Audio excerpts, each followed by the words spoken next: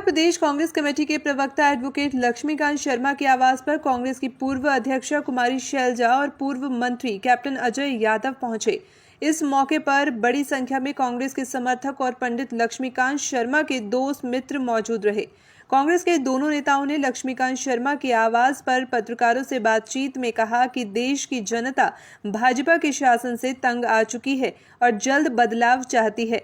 दोनों नेताओं ने भारतीय जनता पार्टी को लोकतंत्र विरोधी करार देते हुए कहा कि राहुल गांधी के बढ़ते जनाधार को रोकने के लिए भाजपा षड्यंत्र के तहत उन्हें झूठे मामले में फंसा रही है। इस मौके पर हरियाणा प्रदेश कांग्रेस कमेटी के प्रवक्ता एडवोकेट पंडित लक्ष्मीकांत शर्मा ने आए हुए मेहमानों का आभार व्यक्त किया और दिग्गज नेताओं और कांग्रेस पार्टी को हर संभव सहयोग देकर आने वाले चुनावों में कांग्रेस की सरकार बनाने का अनुरोध जनता से किया। मुझे ये बता दीजिए, क्या भारतीय जनता पार्टी आरएसएस के लोग ये कहना चाहते हैं कि जो ये कार्य किया नीरव मोदी ने, दूसरों ने जो अपने नाम के आगे जिन्होंने मोदी लगाया, तो जिन्होंने चोरी की है, देश से डकैती की है, क्या वो ओबीसी हैं? क्या ये कहना चाह रहे हैं? तो बताएं, क्या देश के ओबीसी को इस तरह की बात कहना और राहुल जी के ऊपर थोपना? राहुल जी ने जो कहा, राहुल जी ने बिल्कुल सही कि जो चोर हैं उन्होंने चोर कहा है। कभी भी कांग्रेस पार्टी जाति की इस तरह की ओछी राजनीति कांग्रेस और हमारे नेता नहीं करते हैं। ये कार्य केवल बीजेपी आरएसएस की विचारधारा का है, जो लोगों को जाति के नाम पर बांटते हैं।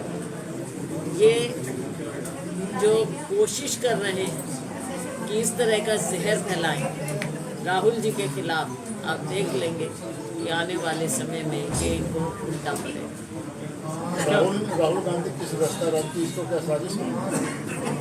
पूरी साजिश है। जिस तरह से, जिस तत्परता से उनकी सदस्यता खत्म की गई, जिस तरह से एकदम उनसे कहा गया कि घर खाली करो, जानते हुए कि वो प्रोटेक्टिव हैं, सिक्योरिटी कवर है उनके पास, ये जानते हुए और किस परिवार से हैं, जिस परिवार ने एक बार नहीं बार देश के लिए बलिदान दिया है, आज उनके साथ जब ये रवैया करते हैं तो राहुल जी को कोई फर्क नहीं पड़ता, मकान हो या नहीं हो। उन्होंने तो आवाज़ उठानी है देश के लोगों की, गरीब लोगों की, आम जनता की, वो तो उठाते रहेंगे। लेकिन फर्क पड़ता है देश के लोकतंत्र को, फर्क पड़ता है देश के गरीब को, जिसकी आवाज़ बनकर राहुल गांधी जी उभरे हैं और जो आवाज़ कभी दबाई नहीं जा सकती। जिन्होंने केस किया था वो ओबीसी समाज से नहीं है, उसके बावजूद भी इस तरह की बातें कही जा रही है। कांग्रेस कहीं ना कहीं अपने आप को बचाने में सक्षम नहीं रहती, हमला बोलने में या जवाब देने में। जवाब देना क्यों? हम डिफेंसिव पे थोड़ा ही हैं। जवाब देने का क्या मतलब है? जवाब तो माननीय मोदी जी दें। जब उनसे सवाल पूछे जाते हैं संसद में, संसद की फ्लोर से जब सवाल पूछे जाते हैं हमारे नेता माननीय राहुल गांधी जी द्वारा, हमारे विपक्ष के नेता माननीय खड़गे जी द्वारा, जवाब उनको देना है। हम विपक्ष हैं, विपक्ष आवाज़ उठाता है लोगों की, जवाब उनको देना था। उन्होंने कोई जवाब नहीं दिया, उल्टा संसद की कार्रवाई को उन्होंने खत्म किया। संगठन क्यों नहीं बन पा रहा अभी तक? अब संगठन नहीं बन पा रहा, उसके तो जो भी आपका भी एक कार्यकाल चला गया, अब दूसरे अध्यक्ष। मैंने तो खुद माना था कि ये एक बहुत बड़ी कमी रही जो उस समय हम संगठन नहीं बना पाए। मैंने खुद सबसे पहले इस बात को माना कि मेरे कार्यकाल की अगर मैं कुछ मानती हूँ कमी, लेकिन उसके साथ साथ मैं ये भी कहना चाहूँगी कि हमने उस समय ऐसा कठिन दौर था, लेकिन उस समय हमारा कोई भी कार्यकर्ता घर पर नहीं बैठा, सबने काम किया और जो भी हमारे पार्टी के कार्यक्रम थे, एआईसीसी से हमें कार्यक्रम मिलते थे, बिना ओहदे के हमारे कार्यकर्ताओं ने उन कार्यक्रमों को सफल बनाया। लेकिन हमें उम्मीद है कि अब जल्द ही हमारा संगठन बनना चाहिए। 1 साल हो गया है, संगठन बनना चाहिए। तो ऐसे बड़ी पार्टी के लिए पहली बार है, ऐतिहासिक है, इतने लंबे टाइम तक संगठन नहीं है, उसके बगैर चल रही है, बड़ी पार्टी की बात कर रहा हूँ। बिल्कुल ये बात तो है, ये एक कमी है और इस कमी का जवाब तो दुनिया जानती है। तो फिर क्या जो भारत जोड़ो यात्रा से जो उनका विराम ऊपर गया है और जो प्रश्न कठिन प्रश्न उनसे पूछे गए थे, अडानी से उनके क्या रिश्ते हैं, किन किन देशों में आप उनके साथ गए हैं, कहाँ कहाँ आपने सिफारिश करी है, उसका जवाब तो दिया नहीं। 20,000 करोड़ रुपया कहाँ से आया, तो वो सब उसमें से एक्सपंज कर दिया जो प्रोसीडिंग में से। उसके बाद जब वो विदेश जाते हैं, उसके बाद जब वो कोई बात कहते हैं कि देश के लोकतंत्र खतरे में है, तो लोकतंत्र खतरे में तो उन्होंने शुरू कर दिया कि राहुल गांधी के साथ अगर ऐसा कर सकते हैं कि मात्र जो है 16 फरवरी को केस डालते हैं, पहले उसमें स्टे लेते हैं, केस है कोलार का डालते हैं सूरत में, और उसके बाद जो है उसको खुद ही स्टे ले लेते हैं क्योंकि उनको लगता है कि वो जो जज उस टाइम बैठा हुआ था वो उनके हक में जो है वर्डिक्ट नहीं देगा, उसको चेंज कर दिया।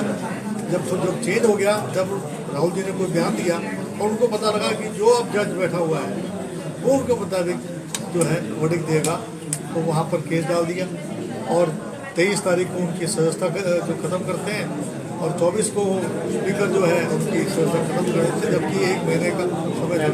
तो जो अगर बैक फुट पे है तो ये लोग हैं, वो ये लोग जो हैं मुद्दे को भटकाने के लिए अब अगर नीरव मोदी और ललित मोदी अगर देश को लूट के ले गए हैं, उनको अगर चोर कह दिया तो उसको ओबीसी के साथ मिला रहे हैं, इसका मतलब हम चोर हैं, ओबीसी के लोग चोर हैं क्या? चोर वो लोग हैं जो उस देश को लूटे। ओबीसी वाला किसान है, मजदूर है, मेहनत का व्यक्ति है, और अगर आरक्षण का काम किसने दिया तो 92 में आरक्षण का काम कांग्रेस ने किया। हायर एजुकेशन में अगर रिजर्वेशन दिया तो हमने दिया। इन लोगों ने ओबीसी की जातीय जनगणना नहीं करवा रही, 2011 की उजागर नहीं कर रहे जो हमने कराई थी, 2022 में जातीय जनगणना नहीं करवा रहे क्योंकि इससे हमें आरक्षण मिल जाएगा। हमें जो है झारखंड और छत्तीसगढ़ में हमारे ओबीसी के हमारे और शेड्यूल ट्राइब के हमारे मुख्यमंत्री हैं, गवर्नर के पास केस लटक रहा, 27% नहीं दे रहे।